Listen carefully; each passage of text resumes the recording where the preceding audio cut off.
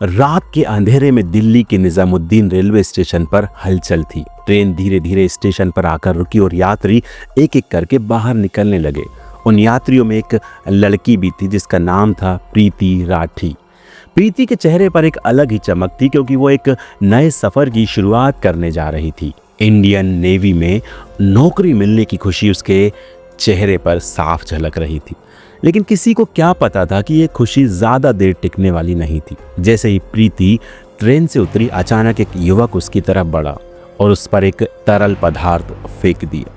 पहले तो किसी को कुछ समझ नहीं आया कि क्या हुआ है, लेकिन अगले ही पल प्रीति की चीखों ने पूरे स्टेशन को हिला दिया। वो तड़प रही थी, दर्द से चिल्ला रही थी, उसकी स्किन जल रही थी। लोग दौड़ पड़े, किसी ने पानी डाला तो किसी ने पुलिस को सूचना दी। प्रीति को तुरंत अस्पताल ले जाया गया, लेकिन एसिड की तेज जलन ने उसकी स्किन को बुरी तरह से झुलसा दिया था। डॉक्टरों ने उसे बचाने की पूरी कोशिश की, लेकिन धीरे धीरे उसकी हालत और बिगड़ती जा रही थी। उसे कई सर्जरी की गई, लेकिन कोई फायदा नहीं हुआ। उसके जो अंदर के बॉडी के अंग थे वो भी प्रभावित होने लगे और डॉक्टर ने उसे मुंबई के एक बड़े अस्पताल में रेफर कर दिया। सरकार ने भी इस मामले को गंभीरता से लिया और देश के टॉप स्पेशलिस्ट डॉक्टरों की एक टीम बनाई गई, लेकिन लाख कोशिशों के बावजूद प्रीति को बचाया नहीं जा सका। 1 जून 2013 को उसकी मौत हो गई। प्रीति की मौत की खबर पूरे देश में आग की तरह फैल गई।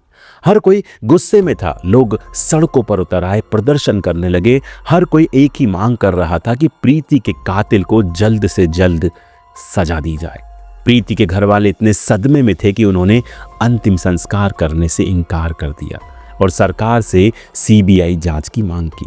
आखिरकार सरकार ने उनकी मांग मान ली और सीबीआई जांच के आदेश दिए। जांच के दौरान पुलिस ने पवन कुमार नाम के एक युवक को गिरफ्तार किया, लेकिन उसके खिलाफ कोई भी ठोस सबूत नहीं मिले। इस बीच प्रीति के पिता अमर सिंह राठी खुद मामले की जांच में जुट गए। उन्होंने अपनी तरफ से जानकारी इकट्ठा करना शुरू की और पता चला कि जिस दिन ये हमला हुआ उस दिन पवन कुमार मुंबई में था ही नहीं। जब पुलिस ने उसकी फोन लोकेशन ट्रेस की तो ये साबित हो गया कि वो रोहतक में था। ये पुलिस की बहुत बड़ी नाकामी थी। जिस युवक को उन्होंने आरोपी बनाया वो घटना के समय वो वहां पर था ही नहीं। इसके बाद प्रीति के पिता ने कोर्ट में याचिका दायर की और मांग की कि इस मामले की जांच सीआईडी को दी जाए। पुलिस ने उनकी मांग को स्वीकार कर लिया और सीआईडी मुंबई को जांच का जिम्मा सौंपा गया। सीआईडी की टीम ने सबसे पहले प्रीति के घर वालों और रिश्तेदारों से पूछताछ की।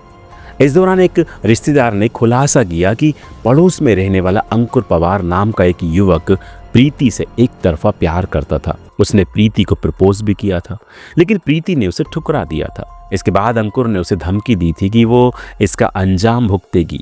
ये बात सुनकर पुलिस का शक गहरा हो गया। सीआईडी ने तुरंत आकर पूछताछ के लिए उसको बुलाया। जब उससे 1 मई 2013 की रात के बारे में पूछा गया तो वह घबरा गया और उसने अपने वो बयान बदलने लगा। इसके अलावा पुलिस ने गौर किया कि उसके दोनों हाथों पर जलने के निशान थे, जो बिल्कुल एसिड से जलने जैसे थे। ये देखकर पुलिस का शक और भी गहरा हो गया और उन्होंने अंकुर को गिरफ्तार कर लिया। अंकुर को जब मुंबई लाकर पूछताछ की गई तो उसने अपना गुनाह कबूल कर लिया। उसने बताया कि वो प्रीति से शादी करना चाहता था, लेकिन जब प्रीति ने मना कर दिया और नेवी की नौकरी हासिल कर ली तो उसे बहुत जलन होने लगी। उसे अपने घर वालों से भी ताने सुनने पड़े, जिससे उसका गुस्सा और बढ़ गया। उसने तय कर लिया कि वो प्रीति को सबक सिखाकर ही रहेगा। अंकुर को पहले से पता था कि 1 मई को प्रीति मुंबई जा रही है। उसने ट्रेन में चढ़ने की योजना बनाई थी और वहां मौका मिलते ही एसिड फेंकने का इरादा था, लेकिन ट्रेन में बहुत भीड़ थी और उसके माता पिता भी सतर्क थे, इसलिए उसे मौका नहीं मिला। सुबह 4 बजे के करीब उसने ट्रेन के टॉयलेट के पास खड़े होकर इंतजार किया, लेकिन प्रीति वहां पर नहीं आई। आखिरकार जब प्रीति स्टेशन पर उतरी तब उसने मौका देखकर एसिड फेंक दिया और वहां से भाग निकला। अंकुर ने अपराध स्वीकार तो कर लिया था, लेकिन पुलिस को उसके खिलाफ ठोस सबूत जुटाने थे, इसलिए जांच को और गहराई से किया गया। पुलिस ने यह पता लगाने की कोशिश की कि अंकुर ने एसिड कहां से खरीदा था। जांच में सामने आया कि अंकुर ने एक दुकानदार मुकेश भार्गव से ये कहकर एसिड खरीदा था कि वो बैटरी रिपेयर की दुकान खोल रहा है और उसे एसिड की जरूरत है। उसने दुकानदार से एक हॉर्लिक्स के डिब्बे में लगभग 2 लीटर एसिड लिया था। इसके बाद पुलिस ने अंकुर की मोबाइल लोकेशन की जांच की, जिससे ये साबित हो गया कि घटना वाले दिन वो दिल्ली के निजामुद्दीन स्टेशन पर और फिर मुंबई के बांद्रा टर्मिनल पर मौजूद था। इन सबूतों को और पुख्ता करने के लिए पुलिस ने प्रत्यक्षदर्शियों को बुलाया। गवाहों में समीर शेख, सलीम शेख और सलमान शेख ने अंकुर को पहचान लिया और बताया कि घटना के समय उन्होंने उसे भागते हुए देखा था। इसके अलावा पवन मालवी नाम के एक व्यक्ति ने भी अंकुर की पहचान की और पुष्टि की कि उसने उसे ट्रेन में देखा था। इन गवाहों की गवाही के आधार पर पुलिस ने अंकुर के खिलाफ चार्जशीट दाखिल की और मामला मुंबई की special city civil and session court में चला गया। कोर्ट में जब केस चला तो अंकुर को बचाने की बहुत कोशिश की गई, लेकिन पुलिस के 37 गवाहों और ठोस सबूतों के सामने उसकी एक नहीं चली। आखिरकार कोर्ट ने उसे दोषी ठहराते हुए आईपीसी की धारा 302 और 326 बी के तहत मौत की सजा सुनाई। ये भारत का पहला मामला था जिसमें किसी एसिड हमलावर को फांसी की सजा सुनाई गई थी। हालांकि ये मामला यहीं खत्म नहीं हुआ। अंकुर ने मुंबई हाई कोर्ट में फैसले के खिलाफ अपील कर दी। हाई कोर्ट ने इस मामले को दोबारा सुनवाई की और कई महीनों तक चली कानूनी प्रोसेस के बाद अदालत ने उसकी सजा को घटाकर उम्र कैद में बदल दिया। ये फैसला सुनकर प्रीति के माता पिता बेहद निराश हो गए। उनके लिए किसी झटके से कम नहीं था।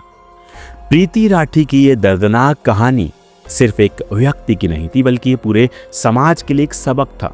ये घटना दिखाती है कि किस तरह एक तरफा प्यार में पागल लोग अपनी नाकामी का बदला लड़कियों से लेने की कोशिश करते हैं। लेकिन यह भी सच है कि ऐसे अपराधियों को सजा दिलवाने के लिए समाज को एकजुट होना पड़ेगा। प्रीति की मौत के बाद पूरे देश में महिलाओं की सुरक्षा को लेकर नई बहस छिड़ गई। सरकार ने एसिड की खुली बिक्री पर सख्त पाबंदी लगाई और अपराधियों को कड़ी सजा देने के लिए नए कानून बनाए। इस केस ने यह साबित कर दिया कि अपराध कितना भी बड़ा हो, अगर समाज और कानून मिलकर काम करे तो न्याय जरूर मिलता है। आज भी प्रीति का परिवार न्याय की उस आखिरी उम्मीद में है कि अंकुर को फांसी दी जाए। उसका कहना है कि उम्र कैद की सजा उस दर्द के मुकाबले कुछ भी नहीं जो प्रीति और उसके परिवार ने सहा। ये कहानी उन लाखों लड़कियों के लिए भी एक चेतावनी है कि वो ऐसे लोगों से सतर्क रहें और ज़रूरत पड़ने पर अपनी सुरक्षा के लिए कदम उठाएं। अगर आपको ये वीडियो अच्छा लगा हो तो इस वीडियो को आप ज़्यादा से ज़्यादा लोगों तक ज़रूर शेयर करें।